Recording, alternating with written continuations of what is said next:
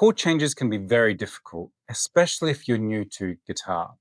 In this video, I'm going to go through 2 exercises that I show my students to help them improve their chord changes. And at the end, I'll give one special tip. Interesting. Look forward to it. If you're new here, I am Chris McGuire. I've been teaching guitar for over 20 years and playing for 30 years. In that time, I believe I've built up a knowledge base of how best to teach people. And I'm still learning myself, best ways of sort of teaching. So let's get stuck into this lesson. Chord changes is really a science. It's all about muscle memory. The more familiar that your fingers are with the shape and not just the shape that they're going to, but also the shape that they're going from, is all part of muscle memory. So with these exercises, it's all about building up muscle memory. The first exercise is what I like to chord changing exercise. Quite simply, this works with any 2 chords. So any 2 chords that you're struggling with. Now, if you're a complete beginner, you're going to be struggling with all of them, and that's totally normal. In this example, I'm just going to start off with a G, so just a normal G chord. So we pick any 2 chords, so we're going to go from G and we're going to go to D. We take the first chord and we're going to just strum this down 4 times. So we'll just go 1, 2, 3, 4, and then we'll go to D and do the same thing. We go 1, 2, 3, 4. Then we go back to the G. This time we're going to strum it 3 times. 1, 2, 3. Then we're going to go to the D chord, go 1, 2, 3. Then we go back to the G chord. We're going to do it twice. I think you're sensing a pattern here. We go to the D chord, do that twice. Then it's going to be the G once, the D once, and then I always like to end on the first chord. It's always a nice cadence to finish off on the first chord. It just sounds finished. Here is the chord change up close. So I'm going from the G, 2, 3, 4, and then the D, 1, 2, 3, 4. G, 1, 2, 3. D, 1, 2, 3. Then twice. 1, 2, 1, 2, 1, 1, 1. Notice how I am looking for any fingers that can stay. In this case, the 3rd finger can stay when I'm playing the G chord this way. You might be playing the G somewhat different, but in this case, my 3rd finger gets to stay the same because the D chord shape is like this. Again, make sure that you are always using the exact same fingers every single time that you program this in. For this second exercise, what I like to do is I like to grab my good old trusty friend, the metronome again. How you doing, metronome? Hello, I am great, thanks. Always glad to lend a hand. That's good. And what we're going to do is we're going to set the metronome first with an 8-beat click. Now you can just set it, for this first example, you can just set it at 4. I understand that. But if it can go up to 8, the next steps are going to be a little bit easier. It doesn't matter which way that you'll get the idea as we sort of progress. So you've set your metronome at an 8-beat. Keep it at a tempo that you find comfortable. I'm doing an 80 just so the video doesn't go for any longer than it already is going to be and needs to be. But you set it at a comfortable tempo, whether it's 60 is probably pretty comfortable. 50 is a touch slow. Not so much so that, like, if that's the speed that you can do it, that's fine. Sometimes it's a little harder playing slowly to a metronome. So playing at 50 beats a minute is somewhat harder than playing at 100 beats a minute. Anyway, we'll talk about that in a different video. So with this exercise, we set it at 8 beats. We're going to have the any 2 chords again. This can be with a whole progression if you so desire. You could be going through a song and say if it's got 4 chords in the song, For these demonstration purposes, I'm just going to go through 2 chords, same 2 chords as the other exercise. So this works with any number of chords, just more than one, obviously. So what we do is we start off with our 8 count. And what we're going to do is we'll end up strumming the chord the 4 times. 1, 2, 3, 4, and then it's going to keep ticking. You'll go 1, 2, 3, 4. That gives you 4 beats to get to the next chord. So you go 1, 2, 3, 4. Then you've got another 4 beats to get to the next chord, or go back to the other chord if you're just using 2, whichever way that you're doing it.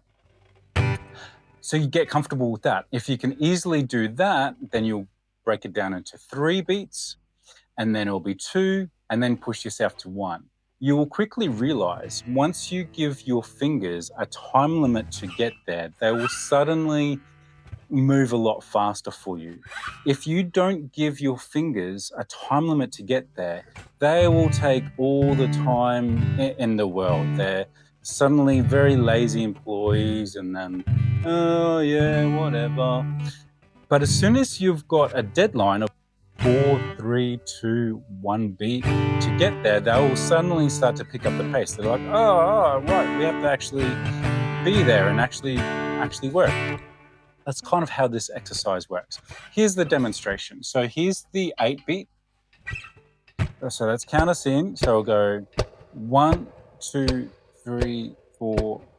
Sorry, start one. Here's the count in. 1, 2, 3, 4, 5, 6, 7, 8. 1, 2, 3, 4. 1, 2, 3, 4. 1, 2, 3, 4. 1, 2, 3, 4. 1, 2, 3, 4. 1, 2, 3, 4. 1, 2, 3, 4. 1, 2, 3, 4. So in the time, be changing to the chord. You will likely find that you don't need all 4. If you do, that's totally fine. When that becomes comfortable, take it down like 1 extra beat. So it'll be a 7 beat. Most metronomes, you're going to be able to manipulate how many beats there are going to be in each bar. So set this for 7 now. So we're going to strum 4 times, and then there'll be a 3 beat gap before we change the chord. It will sound like this. Count in. 1, 2, 3, 4. 1, 2, 3. 1, 2, 3, 4. 1, 2, 3. 1, 2, 3, 4. 1, 2, 3. 1, 2, 3, 4. 1, 2, 3. 1, 2, 3, 4. 1, 2, 3. Like so.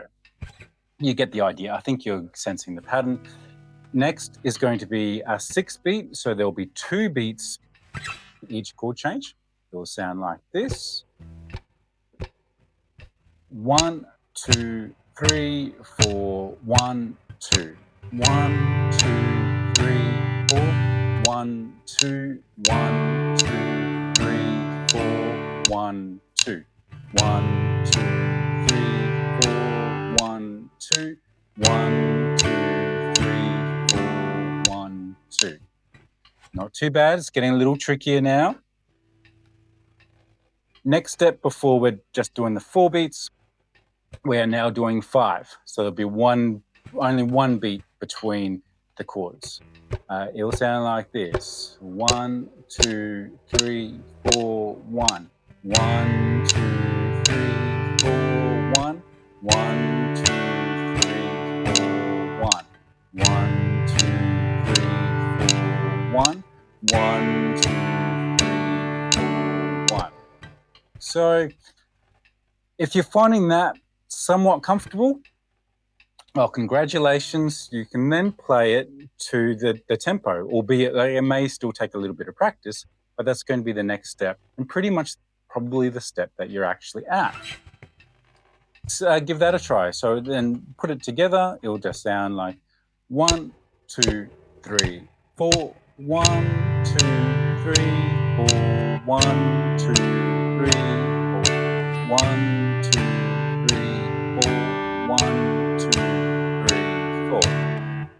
there we go. Again, these exercises are really good at building up muscle memory. That's all we're doing is just repetition, repetition, really just getting our reps in.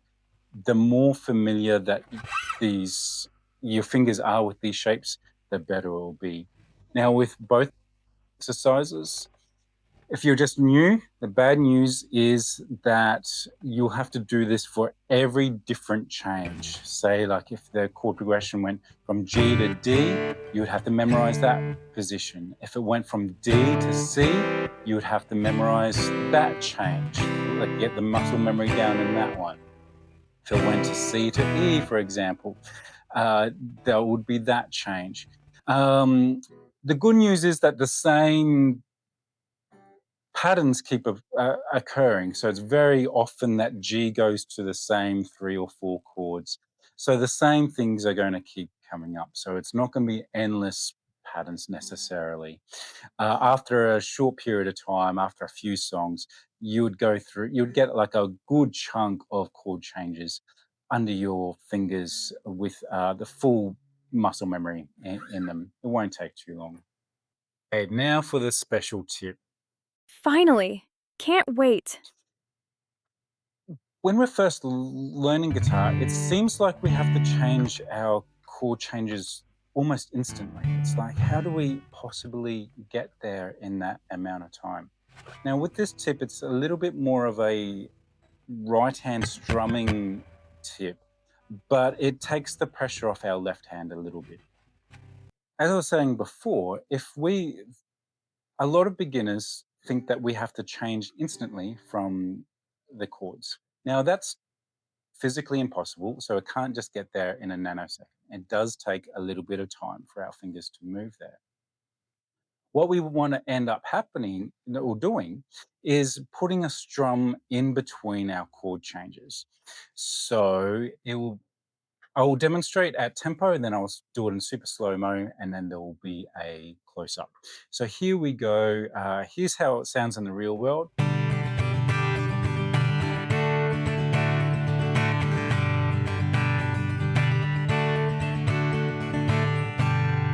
So what I was doing there between the strums between the chord changes rather, is putting like a quick little down up to fill in the gap between when my fingers are actually going. I'll try to demonstrate this in slow motion.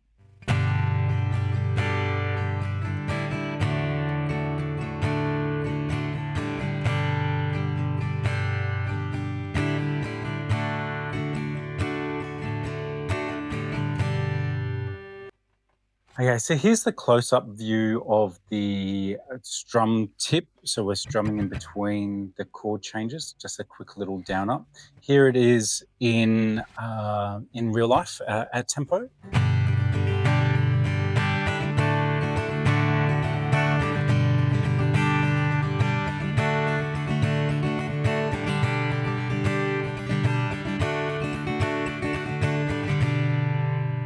Here it is in slow motion. We're thinking that we're taking a breath in between each one.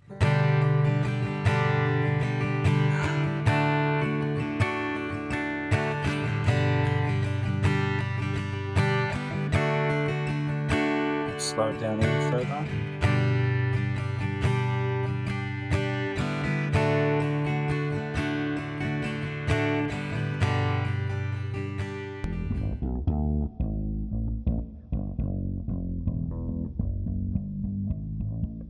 Now, doing it super slow, you can obviously notice the down and ups. When we're doing it at tempo,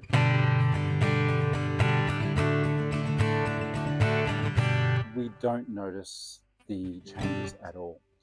I liken this to much how a singer will take a breath in phrases. We're kind of taking a breath. So the way that I think of it is go.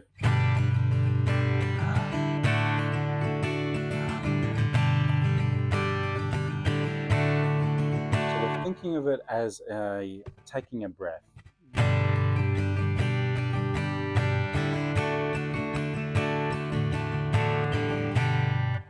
That does take a little while to get used to. It is a feel thing.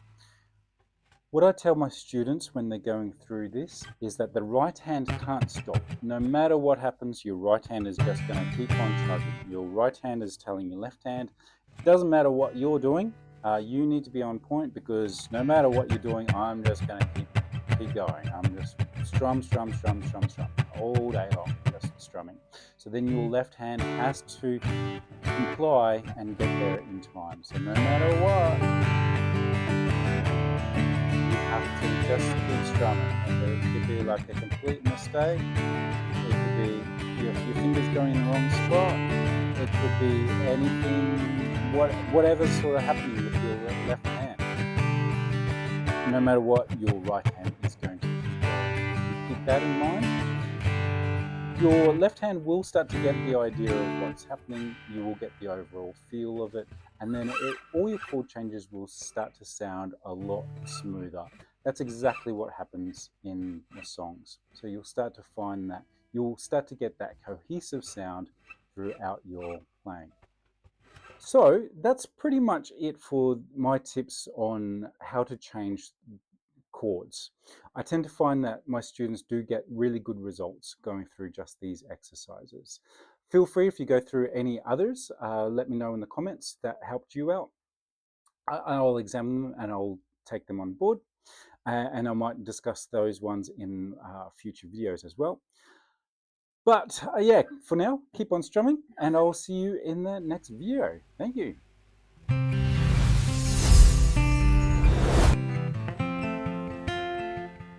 Aim for smooth, not fast. Your fingers are learning a map. Will just take a bit of time, patience, and practice. You will get it.